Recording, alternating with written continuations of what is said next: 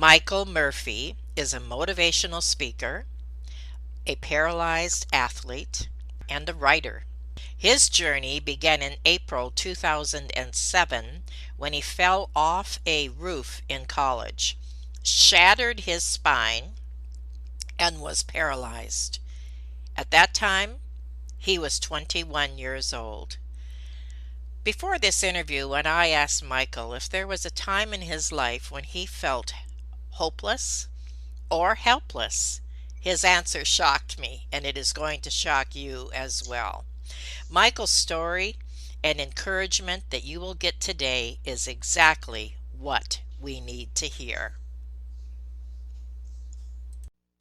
Have you ever felt like giving up, quitting, throwing in the towel? Welcome to Never Ever Give Up Hope featuring Carol Graham. She's an author, health coach, and motivational speaker. Backed into a corner multiple times in her life, Carol shares with you stories on how she overcame some of the toughest obstacles a person can go through in life, but refused to give up hope. Rather than admit defeat, an opportunity was presented, and it involves each and every one of you. Carol will feature spectacular guests who will share their messages of hope, encouragement, and their inspiration to prove why life's adversities only make you stronger. And now, welcoming the host of the show, here's Carol Graham. When I asked Michael to be on Never Ever Give Up Hope, I asked him if there was a time in his life when he felt hopeless or helpless. And this is his answer. Well, nothing major comes to mind. I've always felt that I've had help in bad situations as well as hope.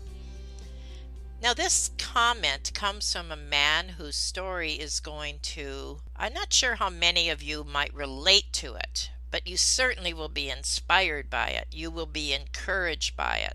You will be lifted up by it. And you do not want to miss any part of Michael's story. So to begin, Michael, let's start from the beginning. Tell us your backstory, your childhood, whatever you would like to share. Absolutely. And thank you so much for having me on, Carol. I really appreciate it. So I grew up a pretty normal kid in Northern Virginia.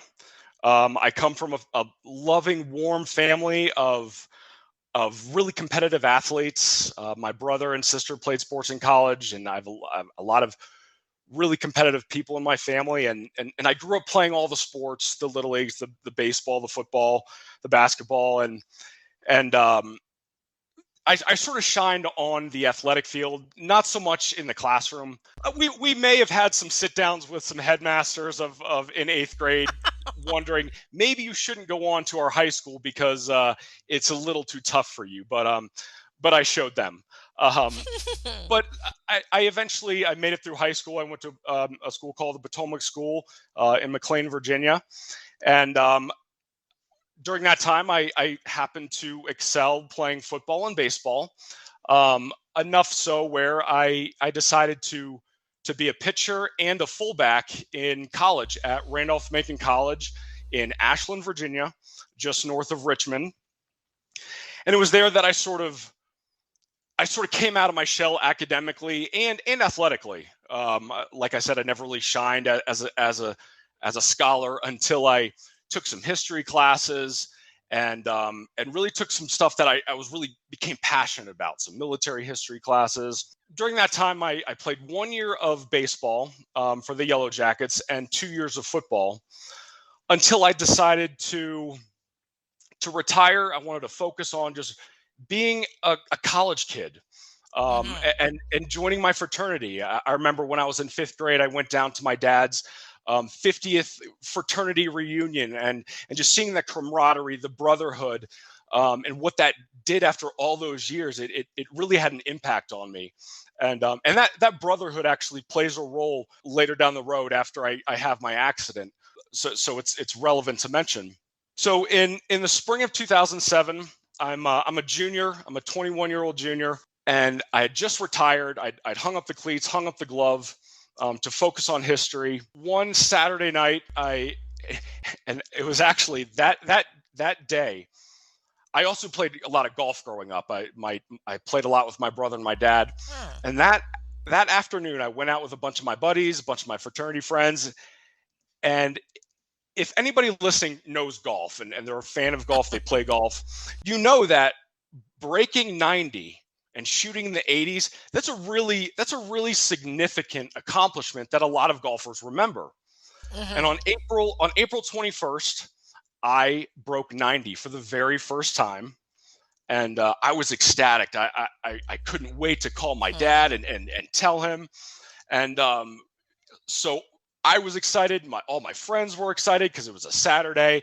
There was an 80s party that night. We all had our outfits, and the plan was to go out and enjoy the evening. And one buddy of mine, he said, late it's nice. Later on, let's meet down at my house and we'll go hang out up on the roof and just sort of finish the night there.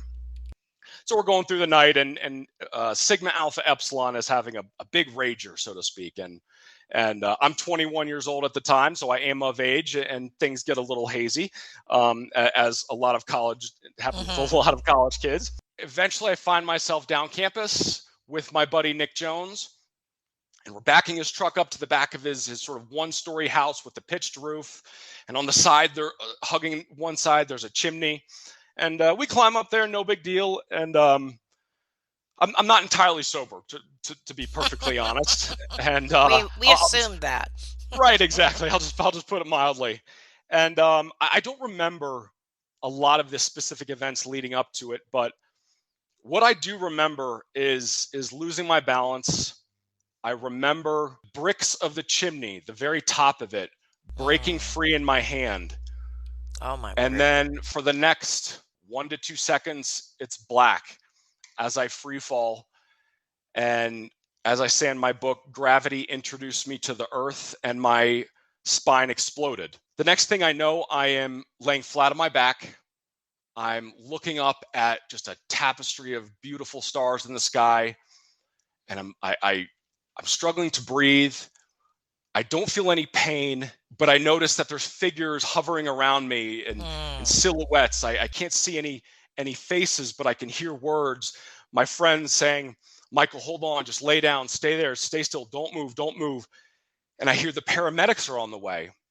And one of those voices, the first one I recognize, is my buddy Nick Jones, who is one of my best friends in college and still one of my best friends to this day. They say that the paramedics are on their way. And what happens next, a lot of people, they don't really believe me.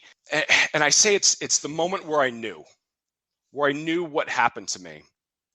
And I distinctly remember trying to sit up and move my legs, and nothing happened. It just absolutely felt like they were encased in a block of cement. And when that happened, I remember laying my head back down, just sort of resigned to my fate, because I knew that I was instantly paralyzed. The reason I knew that is because I am the second spinal cord injury in my family. Oh, really? I am, yeah. I've only ever known my Aunt Paige, my mom's youngest sister, as a quadriplegic who used a big power wheelchair.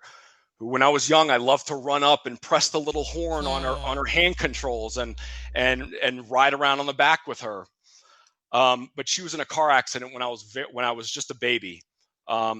Sadly, she recently passed due to some complications. But we had an amazing relationship, and so because I was aware of paralysis and spinal cord injury, when that happened, I knew, and I just laid there. And the next thing I know, there's paramedics around me, and they are strapping me in. They're putting the neck brace on. They're rolling me to the side. They're putting the backboard underneath me and lifting me up and putting me onto the gurney.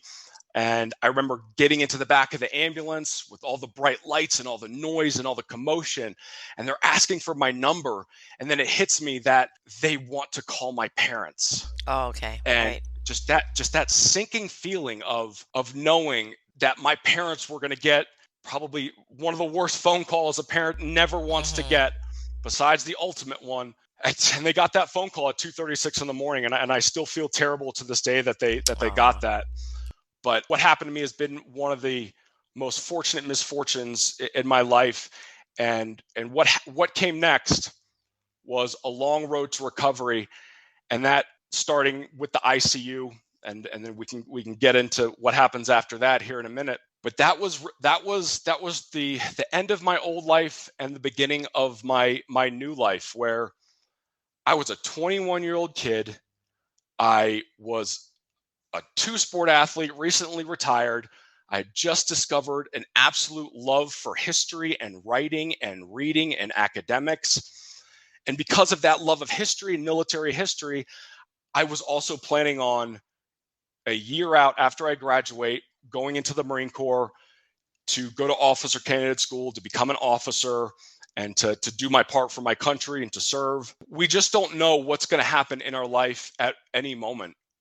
We just don't know. We don't know when we're going to be plucked up from our old life and spit out into a brand new one, where you have to learn everything over. You have to learn how to sit up, how to get dressed, how to put your clothes on, how to take care of yourself, how to go to the bathroom, how to transfer in and out of your wheelchair, in and out of your car, into a shower, onto a toilet. Everything starts over when you have a spinal cord injury and your spine is severed.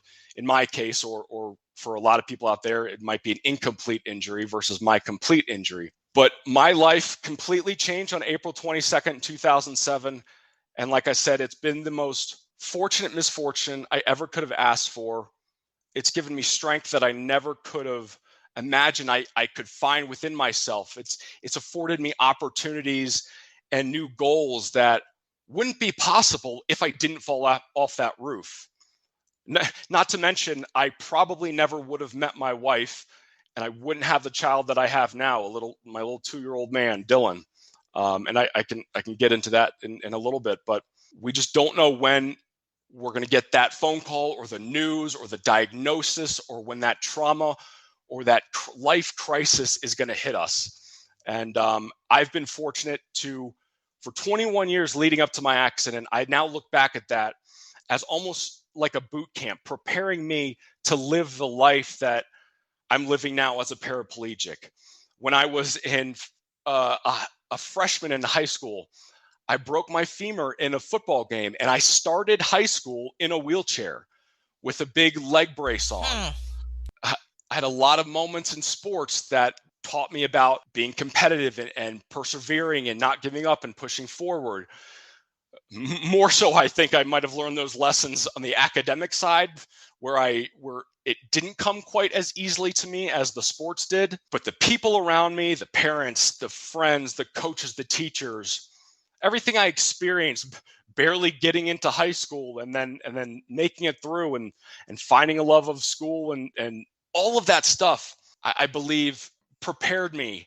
And one of those is, I remember when I was young and I was cleaning out the garage with my dad, and we happened to buy a house that was already ADA accessible because we bought it from a lady who had MS. So Oh my the word. house that I always grew up in had an elevator. It had a ramp out the back, and it had a two-sided ramp in our garage. And one day when we were cleaning the garage, my dad told me to get way under the part of the ramp where no one goes and no one sees. And I sort of objected. I was like, Dad, why do we need to clean all the way under there? No one's going to see it. And he says, because when you work, you don't half-ass it.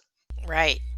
When you're doing a job and you're working, you put everything into it. And that stuck with me.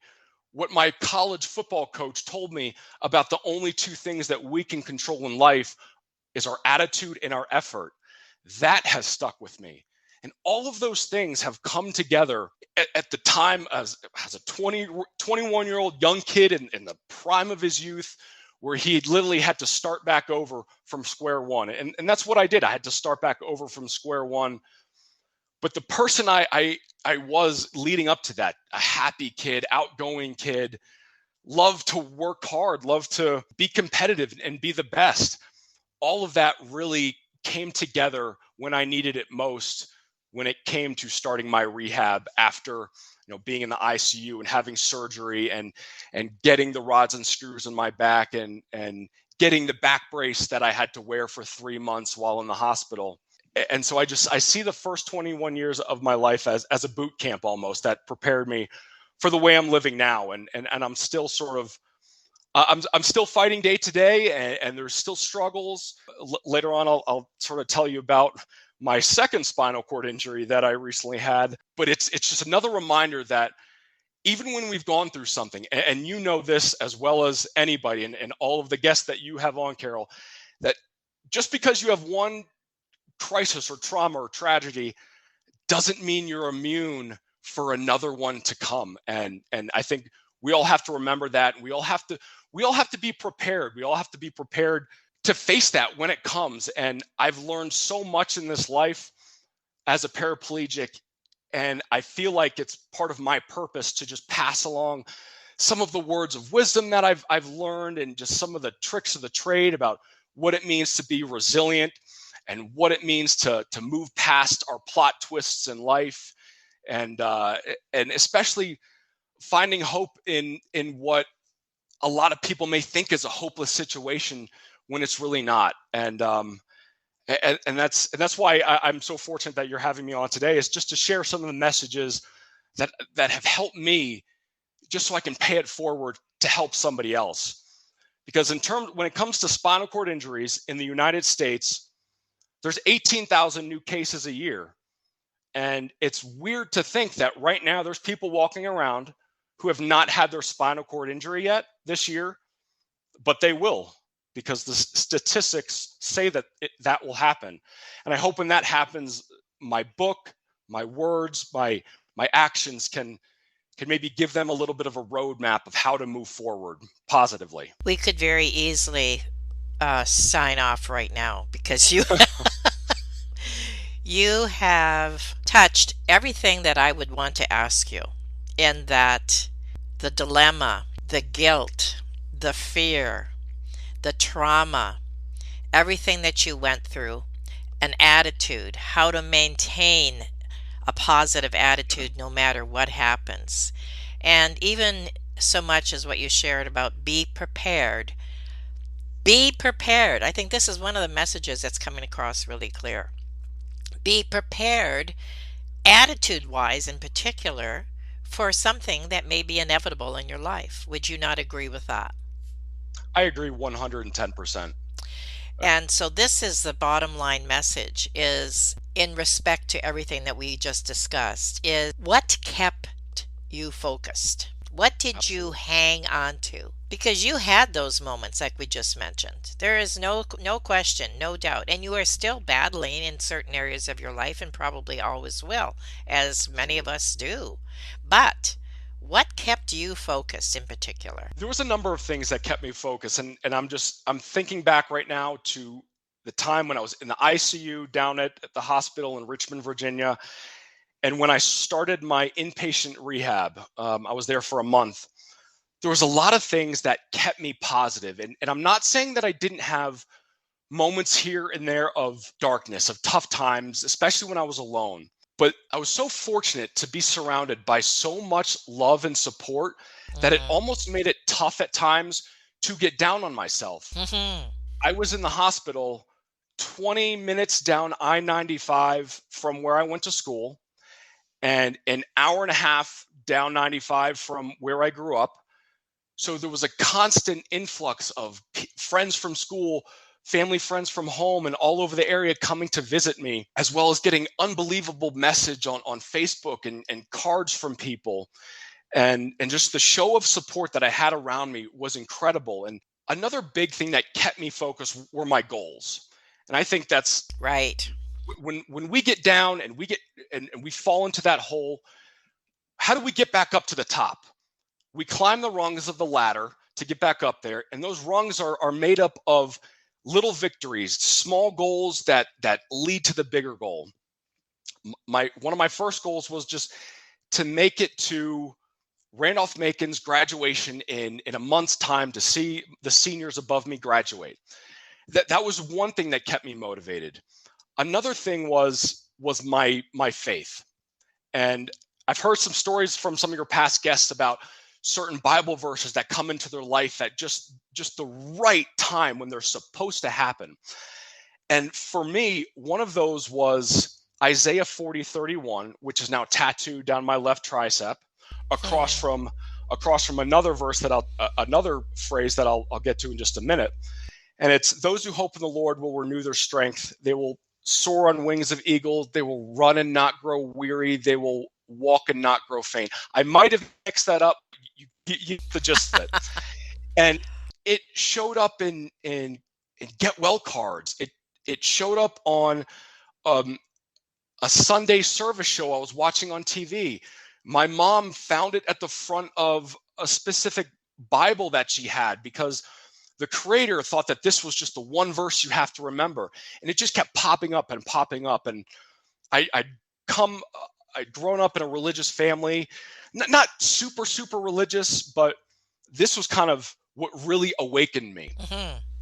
So I had this growing faith helping me. I had a goal of not only getting to graduation and getting out of rehab in X amount of time, despite a lot of the staff and nurses warning my parents that he might need to dial it back some, and that his attitude right now that is so positive, it's not going to last. They warned my parents of this, and they said, well, you don't know our son. And they didn't know. And another bigger goal was just to recover, to regain my strength, but also to regain my independence, because my accident happened. Right. My accident happened 5 weeks out from the end of the school year. So I missed 5 weeks of school, but I wanted to be able to come back in the fall for my senior year and to be able to graduate on time. So that's kind of the big picture goal that I'm working on each day. But then there was another thing. One day my mom was down so when any of our family members are in the hospital, nobody is there alone at any point. So essentially what my parents did, they rented a condo across the street, and they essentially moved down to Richmond and were there constantly. And one day my mom was in a salon, and for some reason, she opened up to this stranger sitting next to her. In any other circumstances, she wouldn't have opened up the way that she did. And my mom actually doesn't remember this, because me being in the hospital is such a black spot to her.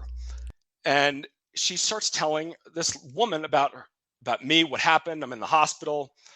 And she says that her husband is a former retired Navy SEAL, and they live in the area. Well, wouldn't you know that the next day I get a knock on my door, and I get a visit. Well, I just finished up a day of rehab, and I get a visit from a real retired Navy SEAL. And this sort of it just hits me right to the core, as somebody who in that moment was struggling with the fact that I will never be able to live out my goal and my dream of becoming a soldier, becoming an officer in the Marine Corps. And this man sits down, and we start to talk. We get to talking. We talk for a while, and I tell him about what's going on and how I'm doing physically, but also mentally. And he tells me stories about his experiences in BUDS and how we didn't go day to day or week to week. We went meal to meal. We went one evolution at a time. We didn't worry about what came next. But then he gave me a gift. When he walked in, I had noticed he was carrying this. It looked like a picture frame, but it was made out of stone. And in it, when he handed it to me, I looked at it, and in that stone was carved the phrase that has since gone down in history. It said, "Never, never, never give up." And that has sat next to my every bedside wherever I've lived, from Northern Virginia to Denver, Colorado, and it's been by my bedside ever since. And I know now in 2022 that the phrase "never give up," to some people, it's been overused. It might not have the same pack the same punch. It might sound cliche. But back in 2007, the internet and social media wasn't what it was, and it really hadn't taken hold as much. And so I bought into what that Navy SEAL told me. I proceeded to attack my adversity and to attack rehab as if somebody had just lit a fire under my you know what, and I was just flying on all cylinders with the goal, the competitive goal of being the best at recovery, to be the best in rehab, to learn this, learn that, and to make it to graduation and to get out of the hospital and to recover faster than anyone. And so all of those things combined with my family and friends and the messages and the faith and just the words of encouragement, all of that really kept me focused on my goals, even in times of just not so much depression, but just maybe anger, frustration, woe is me because my back hurt, or I had an accident and I was wearing diapers because, like I said, when you're a spinal cord injury, you start back at square one because you no longer have control of any of your bodily functions, and everything is chaotic and haywire. But I always return to a lot of that faith and that picture frame of the never give up, and and that's helped me ever since. And I, on the other arm, I have never give up in Greek, which is sort of a nod to my love for ancient history. And when I took a Greek language when I was studying in college, when I was studying some ancient history, and so I have a permanent reminder, literally on one arm, to never give up, and then on the other arm to have hope in the Lord, that He will renew my strength.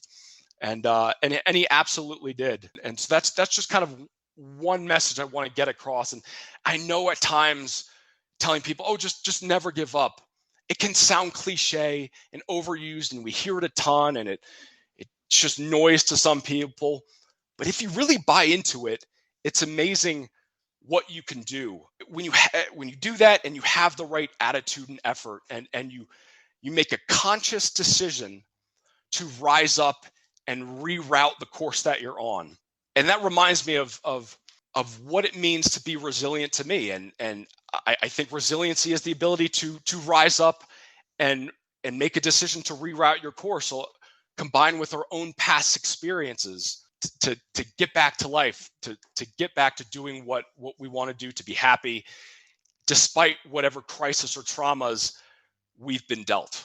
I agree with you that the quote, never ever or never give up, can be cliche, but when you need it, it's a positive message that you will have in your psyche. And this is, I know, what your message has been. And I don't think we can ever say it enough, because we live in such a negative world, and more so in the last couple of years than ever. Oh. And when we have those moments, and we may have a bad moment, and we can remember so and so said, Michael Murphy did it, and this one did it, and that one did it, and he also said how much my attitude affects my future. But essentially, it's keeping that positive message in front of us is what is going to get us through, just as it did you. And even putting it on, on your arms. I'm assuming your tattoos are on your arms. Yes. It's constantly in your vision, in your focus. And so I really thank you for that. I'm very touched as you're speaking, and I know the audience is as well. There are a few more things, of course, that we need to talk about today. And we're going to take a quick break, and then we're going to come back. We're going to talk about Christopher Reeve Foundation and what you have accomplished for them. Also, definitely, we're going to be talking about your book. So we'll be right back in just a moment. Carol Graham would like to show you the path from misery to miraculous triumph in her fast-paced memoir, Battered Hope. She relates her determination to succeed as someone who experienced one horrendous nightmare after another. Gang raped and left for dead, loss of a child, husband falsely imprisoned, and cancer. Nothing could break her tenacity or faith. No matter what you face, heartache, loss, suffering, or injustice, Carol will illustrate how she became a victor the same way you can. The secret is to never, ever give up hope. Order your copy at Amazon or batteredhope.blogspot.com. I don't know about anyone else, but I don't have a word for it. I literally don't have a word for it. Inspired is an overused word. Even encouragement is an overused word. But I think you have touched on something that this audience really needs to hear, especially in today's world. And having an attitude, having the foresight, that you have and that you are giving to others, we need more of it. And I really appreciate you being on today, Michael, and sharing that. So before Thank we you. go too much further into your story, there are a couple more things that I want to ask you. In 2008, you found a new passion. Now, this is just shortly after your accident. And you were Yes. introduced to hand cycling and adaptive sports. Your first race was with the Marine Corps Marathon after you teamed up with the Christopher and Dana Reeve Foundation to raise money for spinal cord research, and you raised $50,000. So touch on that just a little bit and share that with us, please. Yeah, absolutely. Adaptive sports sort of came into my life abruptly one day when I came home, and my mom asked, would you like to raise money for spinal cord injury research and get in really good shape at the same time? And before she was finished, I said yes, and I had no idea what she was talking about. Come to find out that she had some connections with the Christopher and Dana Reeve Foundation, and they had offered to give me a spot in the 2008 Marine Corps Marathon in Washington, D.C., in exchange for being on their Team Reeve. And all I had to do was raise a minimum of $1,500 towards their research. So I linked up with an organization called Achilles Freedom Team, and where they loaned me a hand cycle that I trained on for the next couple months. And during that time, I spread the word about what I was doing. And before I knew it, my fundraising totals were over $20,000. The day came, I raced in my first marathon, just a little bit over 2 hours, but I was having so much fun. I had a huge group of friends there and family. And it really ignited a new passion that was missing ever since I retired from sports and then had my accident, which is just that competitive side, is that the fact that I was quote unquote training for something, and I had something to work for. And that was really the beginning of just my entry into the world of adaptive sports and trying all of them as quickly as I could. Everything from wheelchair rugby to skiing to hand cycling to sled hockey. But I really took to hand cycling, and the following year I teamed up with the Team Reeve again, and I raised another almost $20,000. And I did another Marine Corps marathon, and then I decided, oh, I want to do more of this. And I got into more and more races, doing time trials and road races, and going to national championships and meeting a whole new group of people I never would have befriended if it wasn't for my accident and adaptive sports. And at this time, I was also in grad school at George Mason University, working towards my master's in American military history. Adaptive sports and joining up with the Christopher Reeve Foundation was also actually one of the things that led me towards meeting my wife, and also Tough Mudder competitions. Which, if you're not familiar with a Tough Mudder competition, it's 12 miles in the mud, and there's a dozen or so obstacles that you go through, over walls, underwater, through big ice buckets, through army crawling underneath barbed wire, and I represented Team Reeve again when I did this in 2012, and it was at this event. I did the event on a Saturday in September in 2012. The week before, I'd been asked by a former physical therapist of mine, hey, can you come in and just be a guinea pig for my group of physical therapists as they enter spinal cord injury week? And I said, sure, why not?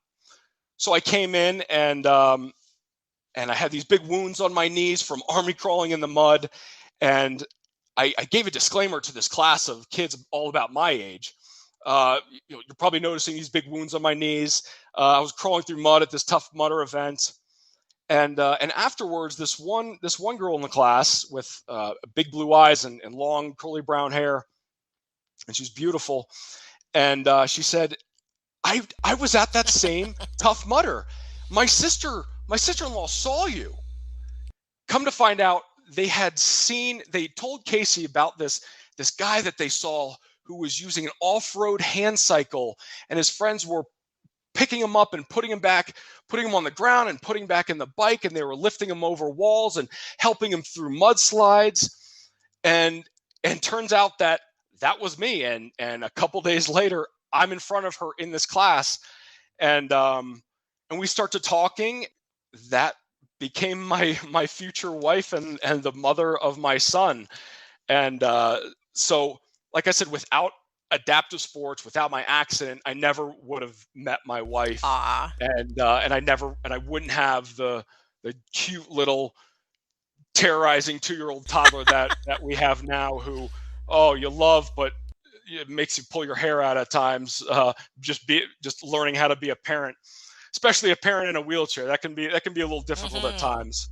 But the world of adaptive sports really gave me just some amazing things in my life that were missing, and that brought me back to being the athlete that I once was when I thought that those opportunities were over. And back in 2007, hand cycling was becoming more and more popular, because it's easy for a lot of the wounded veterans from Iraq and Afghanistan to hop on a bike and just go. And I became friends with a lot of those people. I joined up with the Paralyzed Veterans of America, the PVA racing team. And they let me race with them, and they joked with me, calling me the wannabe because I was supposed to be a veteran, but I wasn't able to. But they let me race with them anyway. And over the next 2, 3, 4 years, I traveled all up and down the East Coast doing the New York Marathon, Boston Marathon, national championships down in Chattanooga, Tennessee, and outside Atlanta, Georgia, and races in Greenville, South Carolina, to Florida, and becoming friends with just some amazing people, guys who are double amputees from IEDs in Iraq, and former Navy SEALs who were injured in an ambush in Panama. And it really introduced me to a world of people I never would have met before. And it helped remind me that when you're going through a trauma or a struggle, that to seek out people in a similar situation, because some of the healing that I got and the best times that I had and the most therapeutic times were after a training day. We're hanging out with our trunks open in the parking lot, breaking down our gear, and we're making fun of each other for this thing that they do as a paraplegic, or that the fact that this one guy might have arm rest still on his chair, or anti-tippers, or he still uses a seat belt. And we could just joke and mess around with each other in a way that you can't with somebody who's not in a same situation. And it was amazing how healing that was, combined with just being a teammate with those guys, and the time that I spent racing with PVA and setting the lofty goal of being a Paralympian as early as 2008 after my first marathon, and then watching reruns of the 2008 Beijing Paralympics, and seeing guys on the podium, men and women on the podium. And I recognized that their determination, their tenacity, their relentlessness and resiliency, and their ability to push themselves and not quit. I recognized some of those traits of Olympic gold medalists in myself. And yes, definitely. So that's something that I have been chasing for a long, long time. Up until recently, I've had to make some life changes, but I'm still not 100% done with this goal of mine. But it also led me to switch sports in 2015 and to get into monoskiing as a ski racer. Really? Yeah, yep. I quickly, so in 2009, I think I got on a monoski for the first time, but for the next like 4 or 5 years, the skiing in Virginia, it's short. I never really grew up skiing because I never wanted to jeopardize the spring baseball season. Um, and so it was kind of just a recreational thing I did here and there. But as I got more into the racing as a hand cyclist, I realized I do not have the physical body of a cyclist. I am not long and lean and thin. I'm more of a linebacker fullback type of build, if you can picture that. And I I I saw the writing on the wall in terms of my goal as an international athlete for Team USA as a hand cyclist. I saw that I could only get so far. And so I made the switch in 2015 to pursue a sport where my weight and size and strength could help me go faster with gravity down a mountain, sitting on a single ski in a bucket on a motorcycle shock with outriggers in my arms. And and I and it was around that time in 2015 that my wife and we moved from Northern Virginia out to here in Denver, Colorado, and I linked up with the National Sports Center for the Disabled, acronym NSCD, and they have a competition team where some of the best athletes from around the world go there to train. And from 2016 over the next 4 years, I train with Paralympians from New Zealand to Chile to Great Britain, Oh my goodness. Japan, Wow. and I mean, it was amazing, and it was just another group of people that I could become teammates with and gain camaraderie from, and it was just so funny. At lunch every single day, in between training sessions, just the accents and the languages just shooting across the table. It was just amazing just to become friends with people who, as of a couple months ago, who have gotten more gold medals in Beijing, and I watched them, and I got to cheer them on. Uh, I'll shout out my friend Corey Peters. He won gold medal for New Zealand in the Wow.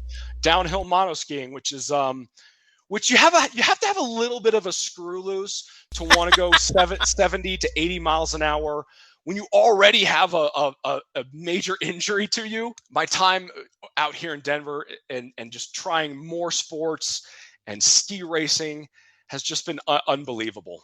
And here I sit again, dumbfounded. It's never ending with you. Oh my word, your goals, your aspirations, your accomplishments. This is just so inspiring. Again, for a loss of a better word, I thank you. I thank you for that. Now, before we end this, which I wish we didn't have to, but we are getting close here, Right. tell us about your book. Who should buy it? Is it your story? Do you have a lot of these positive messages in it, etc.? Share that with us. So when I fell, how I rerouted my life and found strength in a severed spine came out almost a year ago, coming up in a couple of days, through Morgan James Publishing. And this is actually part one of a 3-part series I'm working on to share my story. And what it does, it covers a lot of my life growing up, coming up in elementary school, high school, into college, and the family I grew up in, the outdoorsy person I was growing up part time on a rural farm on the weekends in Virginia, and it talks about my academic struggles. So I know a lot of, especially teenagers, I know that they'll be able to relate to a lot of Oh, the stories great. that I tell, um, and I talk about transitioning into college and playing sports and fraternity stuff. Um, all the while, I have a thread in there that talks about my time in the hospital. So I kind of go back and forth Okay. between these two timelines. And I think, and and again, this is just part one, and it goes into my accident, what happened in the immediacy after that when I was in the ICU, and especially some of the tough nights that I had that have really set the stage for who I am in terms of the inner strength that I found. And so again, this is just part one. And I think anybody, especially new paraplegics, new spinal cord injuries, I think that is really the number one audience for this book, because there needs to be more books out there like this. Of course. A book called GIMP by Mark Zupan, who is in the documentary Murder Ball, which was nominated for an Academy Award, I think in 2005 or something. But his book inspired me when I had tough times after my accident. Good and point. I hope this book does the same. And I just think we need more people to tell their stories, specifically people in wheelchairs and spinal cord injuries.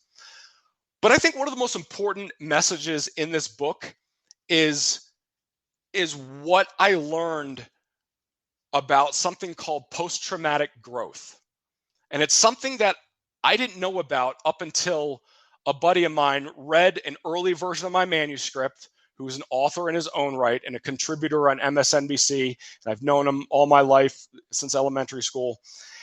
And he came back and he said, look up something called post-traumatic growth, PTG, and see if you can weave this into your book. I started researching it and I was dumbfounded, because everything they were talking about, post-traumatic growth, which was a phrase coined by psychologists Richard Tedeschi and Lawrence Calhoun in the 90s, and they defined it as positive change experienced as a result of the struggle with a major life crisis or traumatic event. And this is something that the scholarly research behind it has grown since this phrase was coined in the mid-90s.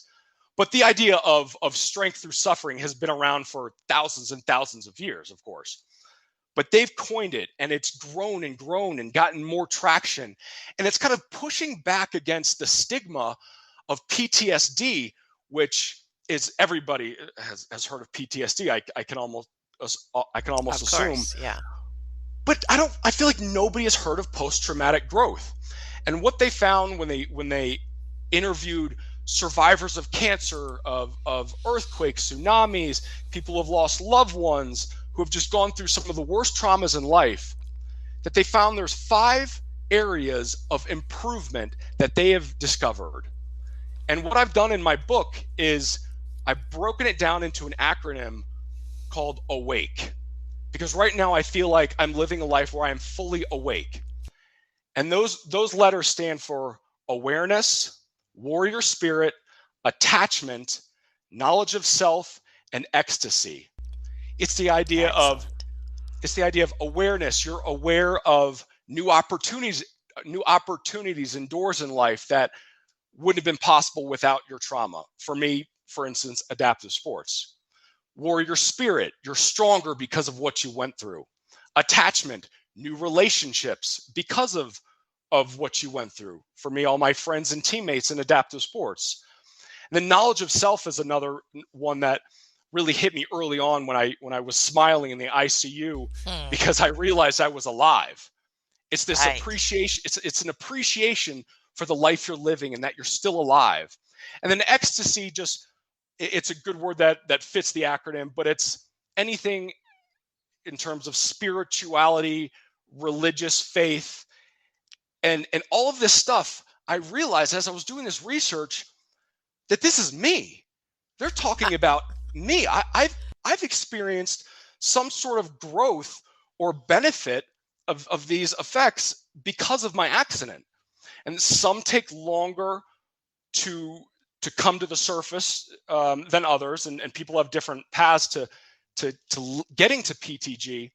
But I was just amazed that I was literally the person that they're talking about, and I had never heard of it. So that's kind of what I'm doing with my book. I'm not saying I'm a psychologist. I am not. But what I am, in the purpose of this book, and is to spread awareness of PTG and post-traumatic growth, and just to introduce it to people, because it can remind them that what you're going through, it might suck right now and it's tough and it hurts and it's hard and you think it's not going to get better, but there is hope, because statistics have proven that 75% of people will experience a major life trauma, and you have a 90% chance of experiencing some sort of one of those 5 aspects of post-traumatic growth. So you are statistically proven or guaranteed to find some sort of benefit, some sort of silver lining, some new strength from what you're going through. And I think that's just one of my favorite things in this book, besides just sharing my story and getting it out there. It's just sharing this message of that there's growth, and that what you're going through, you will get stronger because of it. I sincerely thank you for that. And I think that the audience needs to listen to this interview a minimum of 2 times. Take notes, write them down. And also, I know that Michael is available if you want to ask him questions or contact him. All that contact information will be in the show notes. This is something that you would want to pass on to people who did not hear this broadcast as well. They need that inspiration. Again, that word that is so overly used, and yet we all need it. And also what you said about never, never, never giving up. It isn't just a cliche, it's a lifestyle. Yep. And this is your lifestyle. And you have been exactly that, an inspiration. And I thank you so much. Everything will be in your show notes, as well as how to contact you and also where to get your book, which is When I Fell: How I Rerouted My Life and Found Strength in a Severed Spine. Amazing title. In summary, any last words? Just to remember that there's always hope in what you may think is a hopeless situation. Perfect. And that just to make the choice to rise up and reroute, and just focus on your attitude and your effort, and you'll be stronger. Reroute, that's a perfect word. Thank you. And thank you so much, Michael, for being on Never, Ever Give Up Hope. Thank you, Carol. Thank you for listening to Never Ever Give Up Hope, featuring Carol Graham. Did you know that most people succeed because they are determined to? Quitting was never an option.